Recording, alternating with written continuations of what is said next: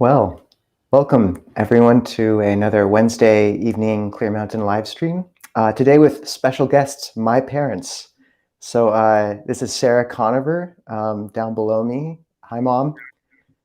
And Hello, there Ajahn. we go. And this is Dad, Douglas Robnett, up on the top right. So thank you both for coming on. And where are you both located at the moment, if I can ask? You have my permission to ask. Thank you. Thank you. Anytime. I'm in Winthrop in the yurt. And I'm in Spokane. Where I grew up, yes. And we thought today it would be meaningful to have a session where I got to interview my parents just about their experience on their own spiritual paths, but also what it's been like to have a monastic as a kid, or a kid as a monastic, and what that journey's been like. I think it'll just be interesting to talk about, and also hopefully will be something that other parents can kind of look at from time to time, perhaps. So to begin with, Mom, Dad, what was your kind of first experience at a monastery with monastics, and what was that like for both of you? I think you should go first on this one, Doug. Go for it, Dad. I'm having problems remembering. Or maybe your first meaningful, like when you first began to have faith in it, or your first meaningful Yeah, I mean, I experience. think that my first experience at a monastery was probably during your novice ordination in Thailand. So that was just, we were sleep deprived, jet lagged, and I think I totally like scarred up your head trying to shave you for the ceremony. Yes, yes. Yeah. Emotional scarring as well as physical. And it was so that was sort of otherworldly, and it was Thailand, and it was hot and buggy. I think that what I would consider probably my real initiation to monasteries was going and spending 2 weeks at Abhayagiri. And that was early on in I mean, you weren't there. You were still in Thailand, but it was like, I think you'd been a monk for a year or two, and it was wonderful. It was sort of foundational for me. It worked for me, the whole schedule, and and just a way to give back. Why was, if we can just rest on you for a second, why was that meaningful? You'd been Buddhist for quite a while. You'd been meditating before this. So why did you find the monastery or the monks to be, why was it a different experience? Yeah, there was a really huge sea change for me, and I think for Sarah also, when sort of entering the monastic aspect, moving from secular Buddhism to more of the monastic form. And I think, partially it's seeing the devotion of the monks and the sincerity and the rigor of practice. And then there is always Ajahn Pasano, who I just find completely delightful and inspiring. And yeah, I could just sit there and listen to him for a long time. So there's that, and then there was also, it felt, there's a sort of there's a part of it that when I'm around monastics and helping keep the monastery going and feed monastics, in the early years I felt like that was just the same as feeding you. So that's and that was really important to me. Later on, it's sort of turned on its head, where it's easier for me to view. Trying to think if this is true, but to what I want to say is to view you as all monastics too. So it goes, taking care of all monastics is taking care of my kid, and then but also as I've watched you develop, doing things for you and supporting you is just supporting this asana. And I do want to come to you in a second, Mom, but I just to rest on that first trip to Thailand, despite the buggy, sleep deprived part of it. I remember you speaking about a one morning when we were walking through Bangkok together, and a woman offered something. Was that? Do you remember that? That Yeah. moment? Why was that important to you? So it's and I think that this is relevant for a lot of what a lot of people who are unfamiliar with monastics think about monastics, and it sort of points to the difference between going for alms and begging. And so we were in downtown Bangkok. We're staying in an Airbnb in just some nondescript place, and there was an alley behind it. In the morning, like all these vendors just set up their wares, and they were just it wasn't food for wealthy people. It was just people on their way to their jobs would stop and get something to eat. And so you and I went down, and there was a woman there, and I always get a little choked up when I tell this story, but she, when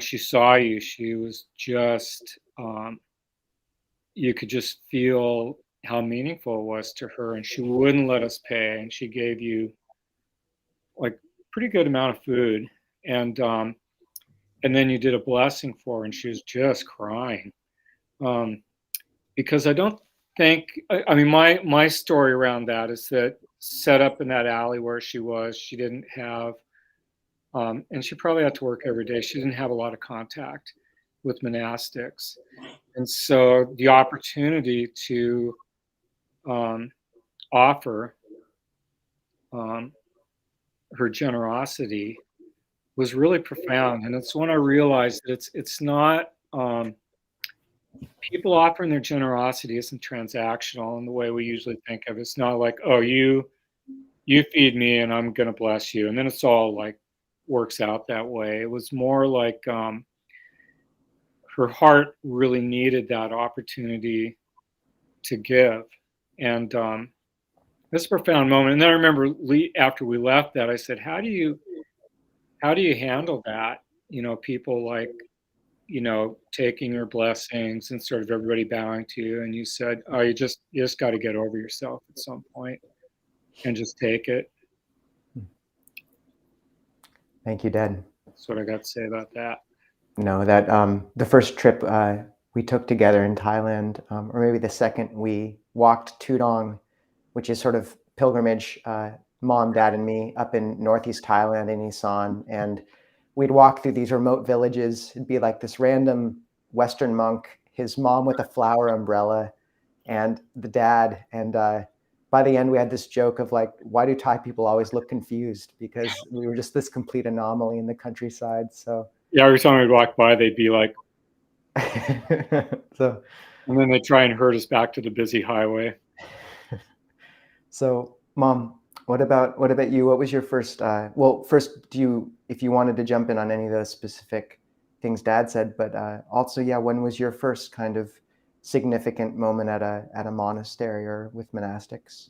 Well, I think actually Doug covered a lot of that in 8 or 9 minutes.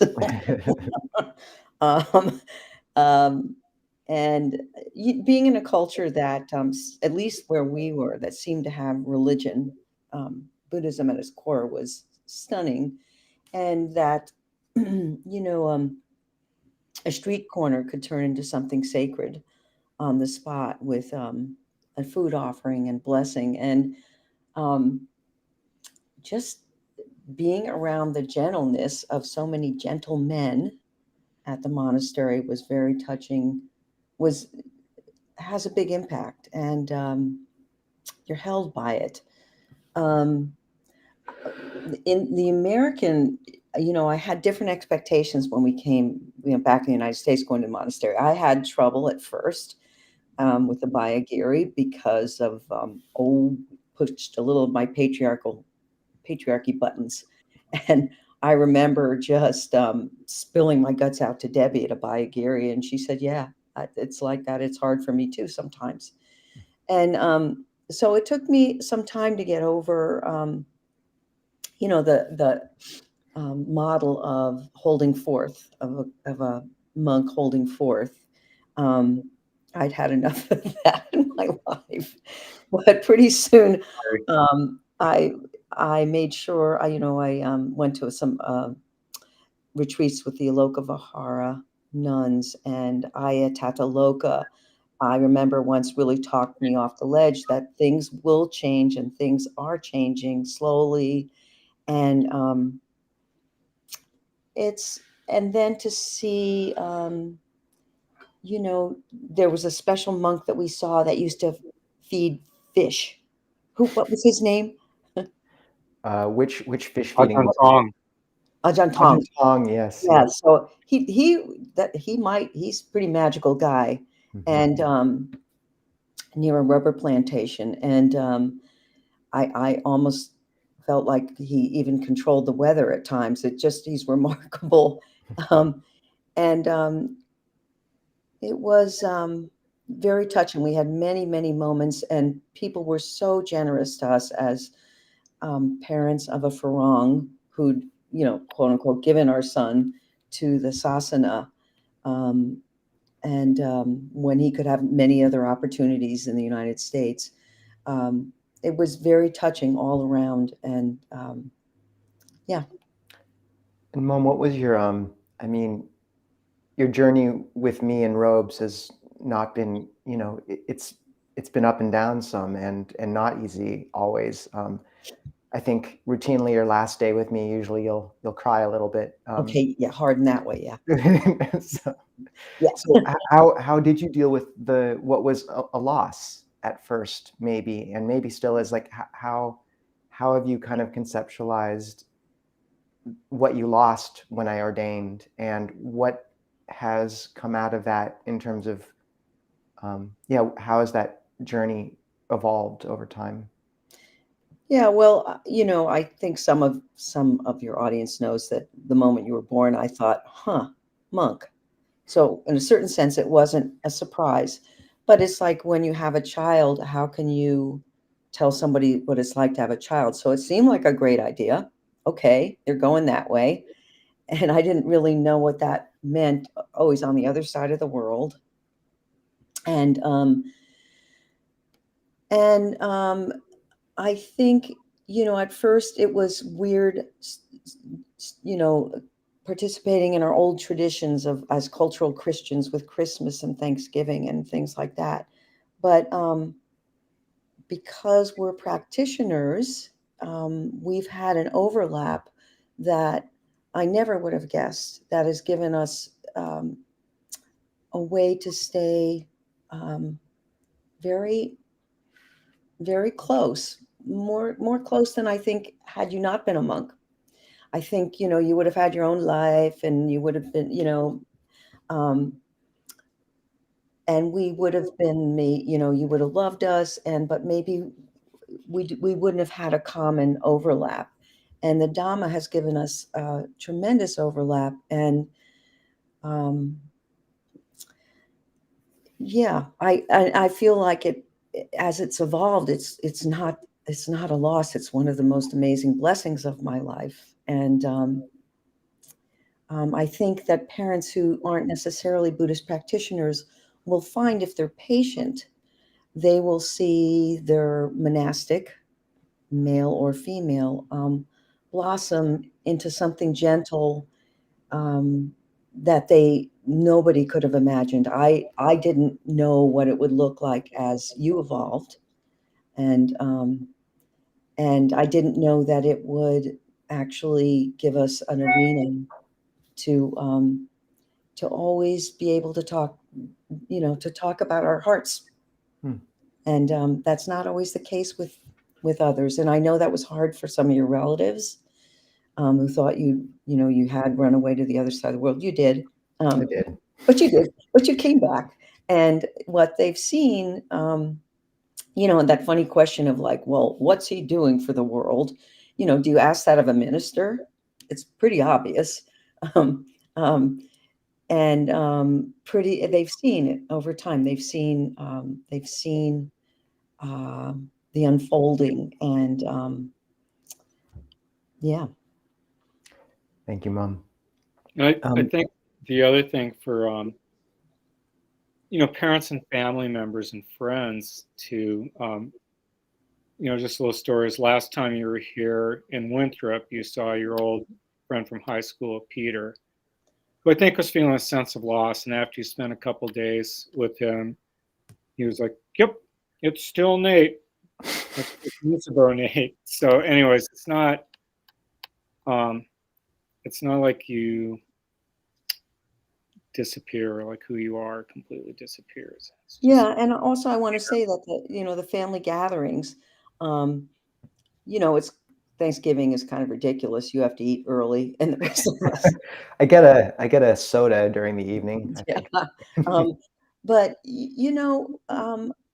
the costume, the robes bring a different level of conversation, and people may have nostalgia for like, oh, we used to have a certain Christmas and Thanksgiving, but really, if you listen to most of the conversations of those old get-togethers, mm, they're not necessarily meaningful. They actually can turn political and not nice, and it's a beautiful thing when somebody. I know that Nisabo, with some of his relatives who didn't understand it, he still does go straight to something meaningful to talk to them about.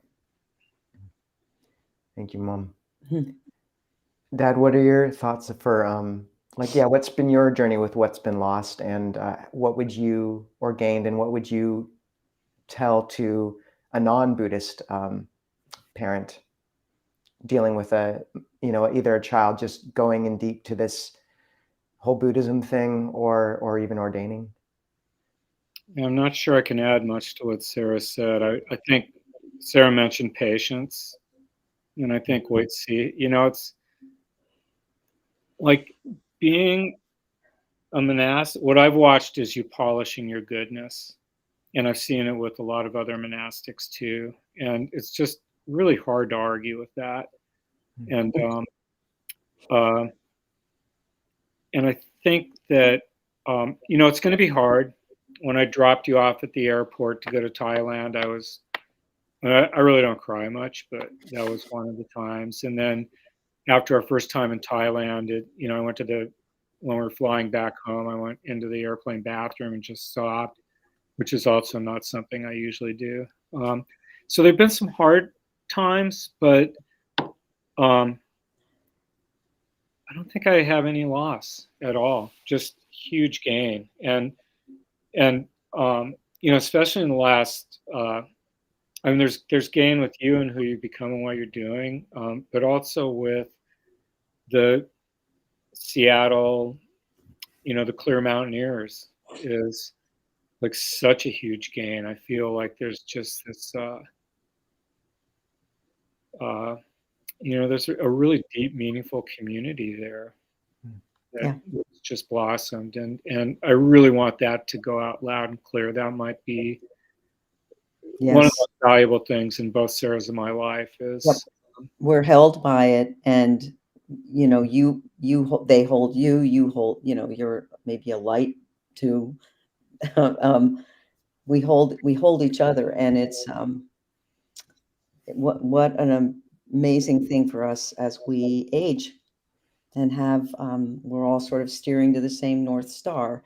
Not all of us are on the liberation or bust train that the monastics are, but we're but we are trying to polish, purify our heart and love better, and we And feel it when we're there. thank you both. And what would you? I mean, there's a few questions I want to ask. One is, you've actually taken a somewhat monastic step yourselves these last few years, in Mhm. terms of selling your old house, moving somewhere. What's that been like, Mom? Hardest thing of my life. Um, and I have special conditions. Being an orphan, we thought, well, we'll just sell things and see what finds us. Well, the title of my memoir about being orphaned is called Set Adrift. And indeed, we have been. But so it's been a training over the last 3 years of being Oh, more. and what are you doing exactly? Sorry, just give perhaps some context these last 3 years. Oh, yeah, we sold our house, and then we were waiting around to see what would happen, and we'd been looking here and there, like, should we move here, there? We know we wanted to be closer to a monastery, but none of them were necessarily where we wanted to be. And so then we purchased some land with Nisabho's best friend of high school, and decided to set up a hermitage, and had these great plans, a beautiful small house design. Had our builder lined up. We were first in line. It was all perfect, and then it all fell apart in certain ways. That we got run out by fire. We got stuck in a building moratorium. So it's been tough. And I joke that it's like one step mystery or mistake, mystery or mistake. But it feels more and more like something beautiful will unfold. Again, that word patience. And sometimes it's hard for me. I there's definitely been tears involved of not saying I have this nest, but it's been a major lesson in not reaching for false homes.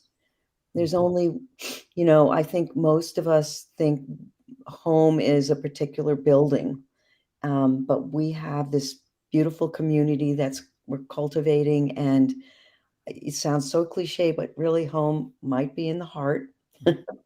um, and so it's been abandoning these reaching for false homes, which Doug and I had been doing, trying to find the right place to land.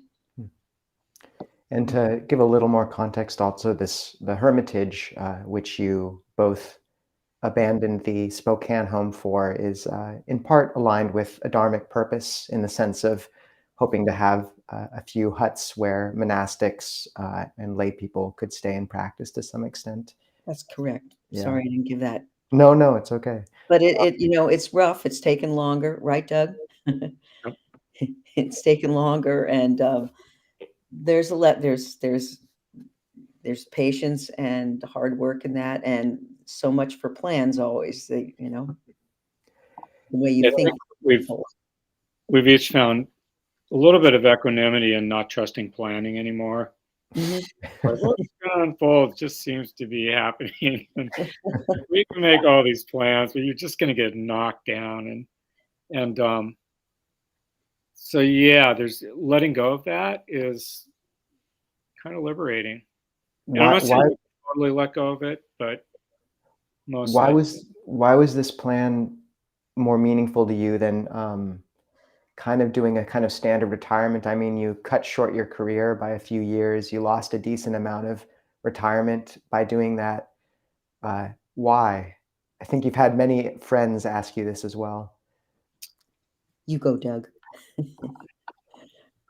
Because I wanted to up my practice, and I didn't find that I could do that. When I was working, there's too much conflict and too many time constraints, and I could, I have. Well, we thought we had a good enough retirement. I'm not sure now, but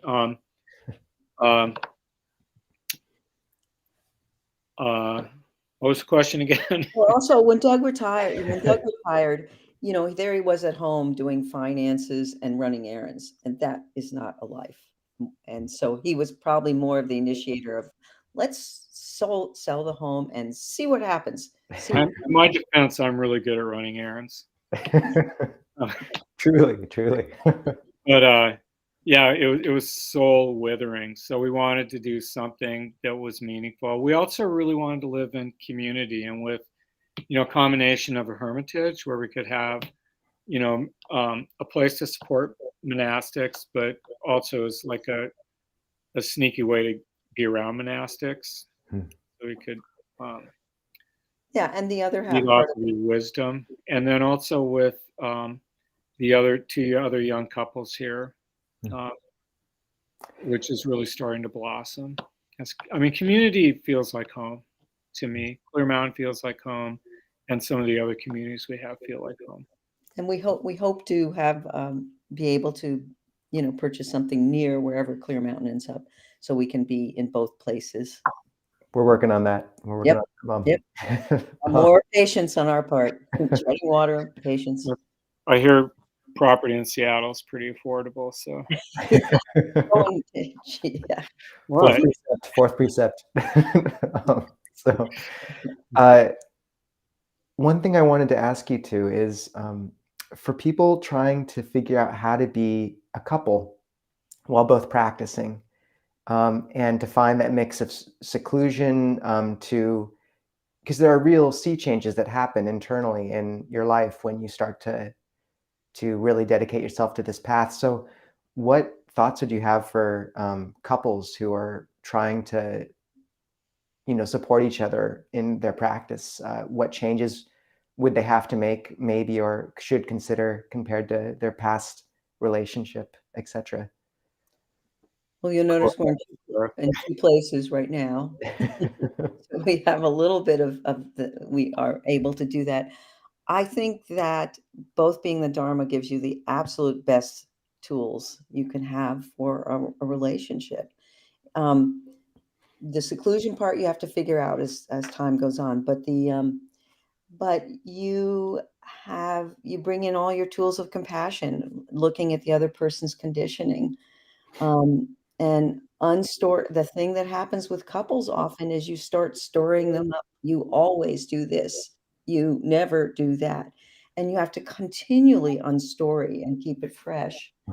Um, and trust in the Dhamma's goodness as a wonderful North Star, and also trusting in your partner's goodness. And always, and not the least of which is always one, never being totally sure that Ajahn Chah thing. Are you sure? Really questioning your views. Doug, Yeah. you want to add to that? Yeah, I think having the Dharma in common is what's allowed us to, stay married and just have a common vocabulary, and to be not looking at the dirty socks as the issue. And but I'd also, I know that there's, there's, in my experience, there's not too many couples in the West who are Buddhist practitioners. Like Sarah and I are kind of an oddity, and but I'm seeing, some potential for that in Clear Mountain. I just,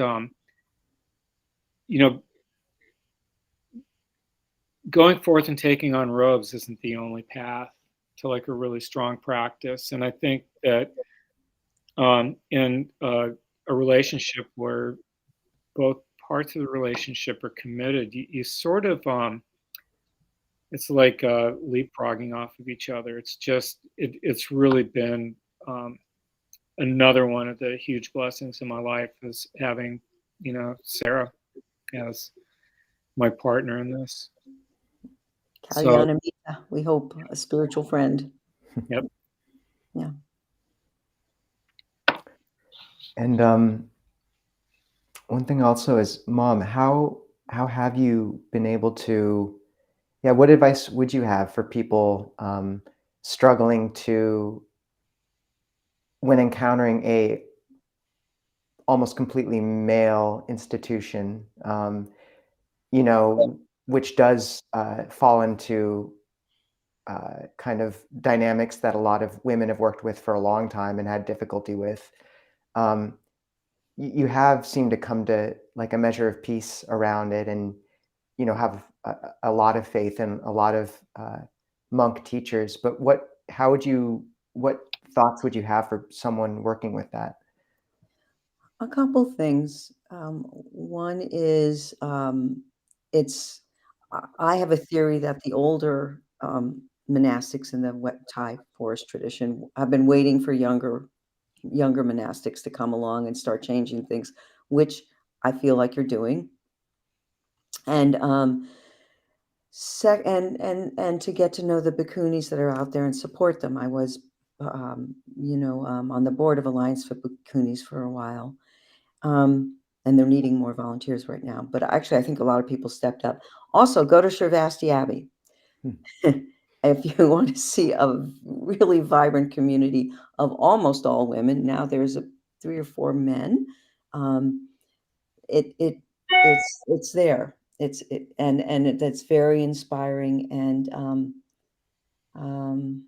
yeah, sometimes you need a strong leader like Venerable Chodron, who wanted to start a monastery and whose goal was to bring a big group together and to grow it and to grow it.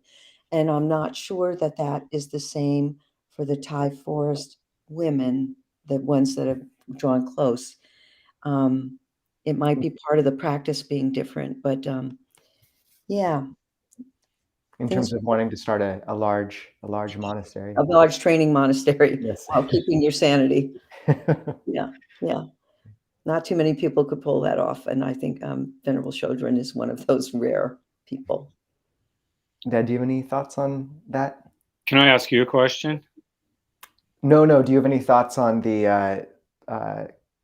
Oh, did you say? Could you ask me a question? Yeah, I mean, I have Yeah. thoughts about everything, but Yeah. You can ask me. people don't need to hear them all. What's it been like for you having parents who are practitioners?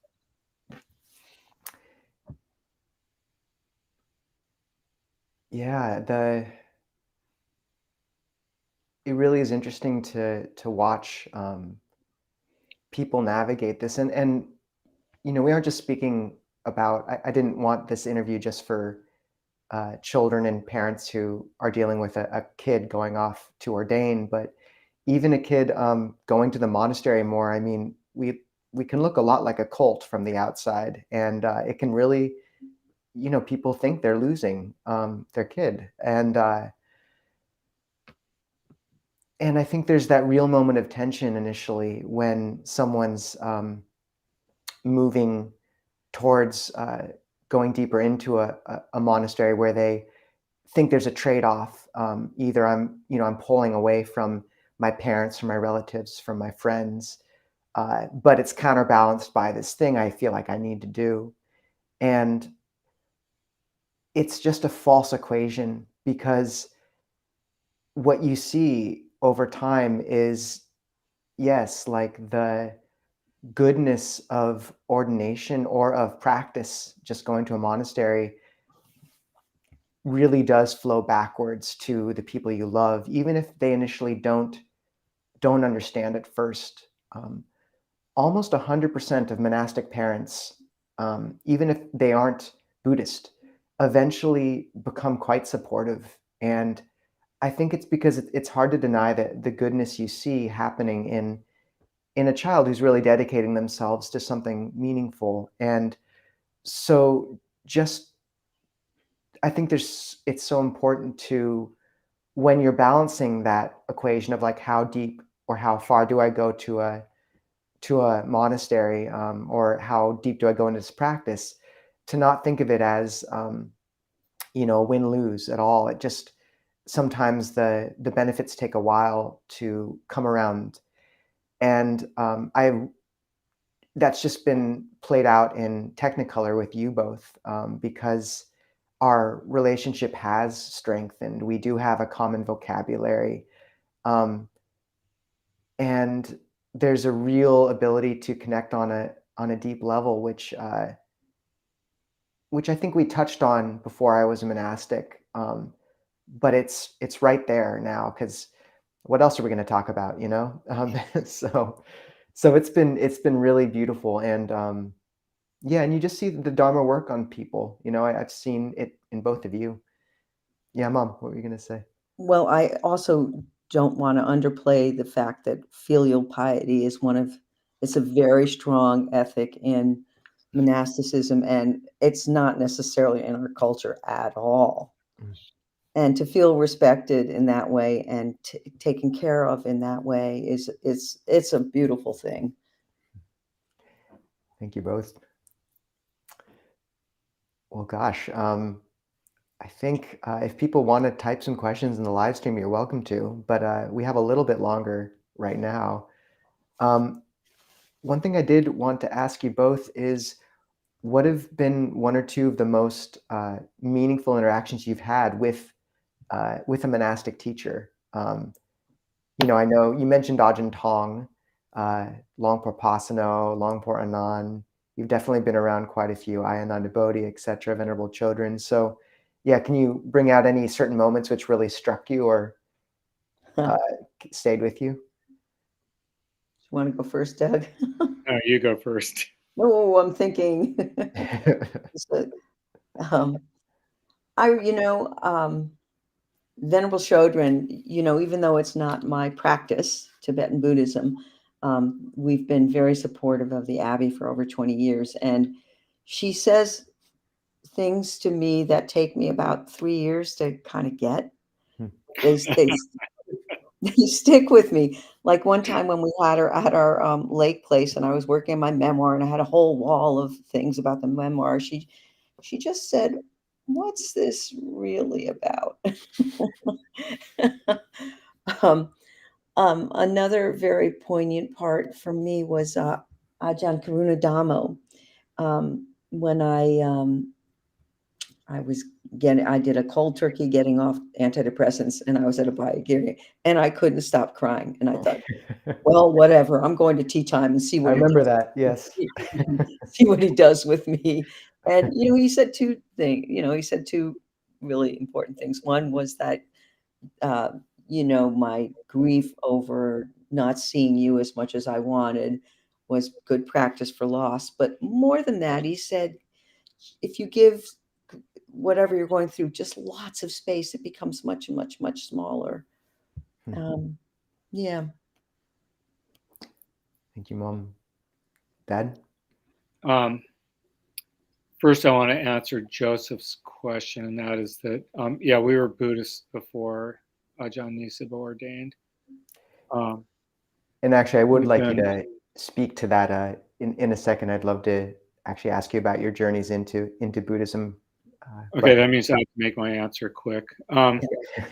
So being around the monastics at Sravasti has always been profound. Being around the monastics at Abhayagiri always feels like going home to me.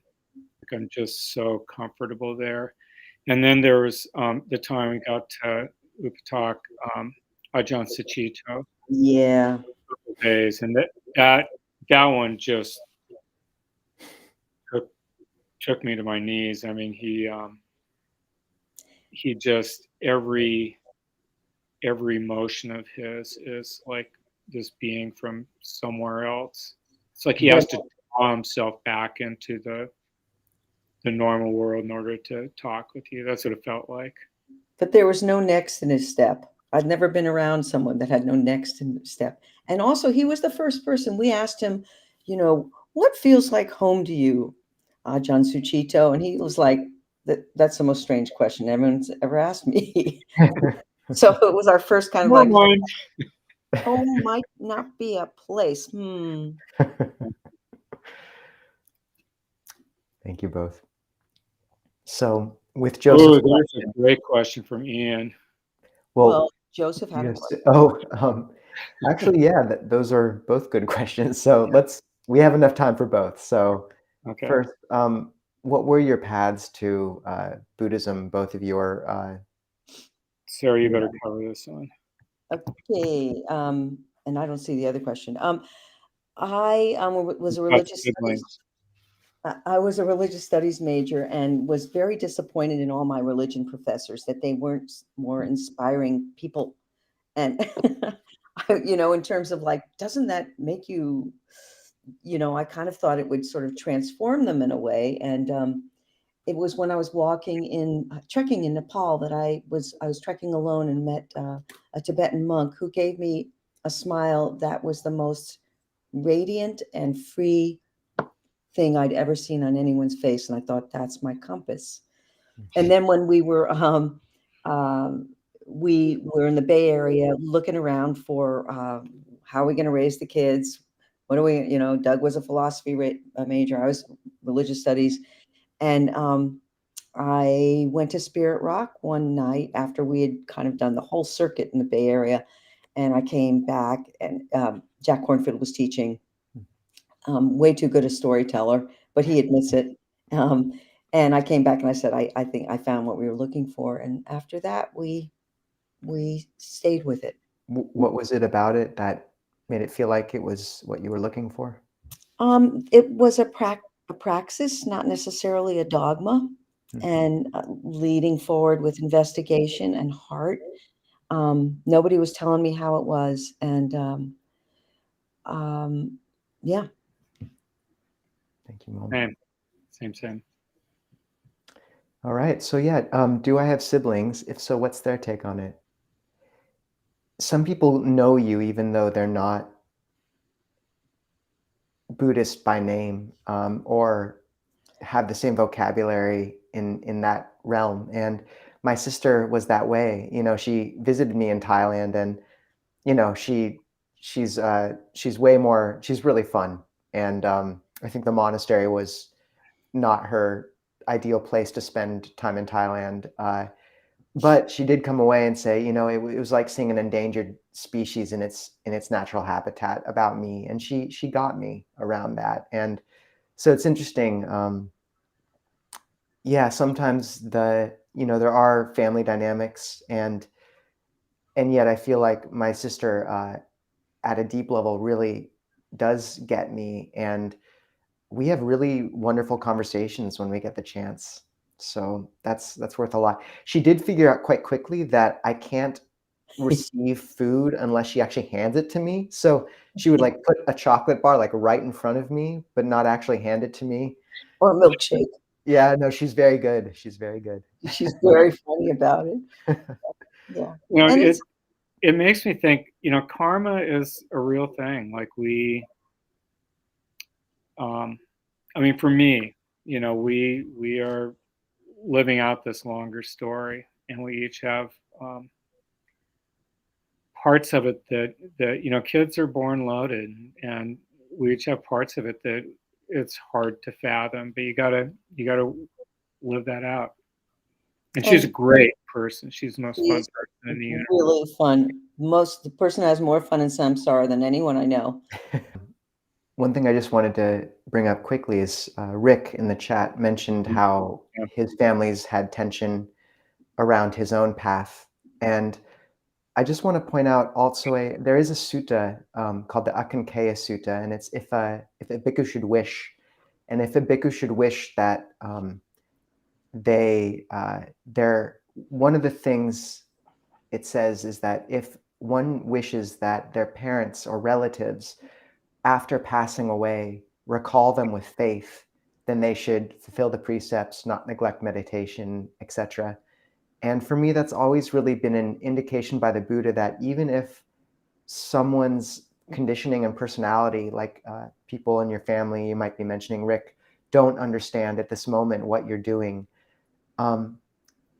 there's, if you do believe in rebirth, that there are moments where the chitta is clear. And even if there's been some obstacle to that communication during your life, it doesn't mean that that it won't have an effect and isn't having an effect now in a way that you can't see. So I think that's always been kind of heartening, and there's something in the canon around it too. So, and I think also for Sarah and me, it just feels like there's so much more in play than we can even fathom. Like we didn't, we're blessed. We didn't have to do much to raise Ajahn Nisabho. Kept him reasonably fed. You two did a great job. Thanks. But yeah, there's something else. There's a bigger picture here. So that somehow for me that addresses what Rick said. Yeah. And just to be gentle and loving, and I think Ajahn Nisabho's the way he is with relatives, to ask meaningful questions, go right to the heart. It's a beautiful thing. And listen. Yep. Listen well. Shucks. Thank you. Happy birthday, Ajahn Kabilo. Yes. Yeah, we are going to have to, but I wanted to bring up Ajahn Kovilo's question before we sign off. If there's time, Sarah and Doug, what advice would you give to a young monastic regarding how to be a good monk son or monk daughter? One piece of advice each, if you can. You first time.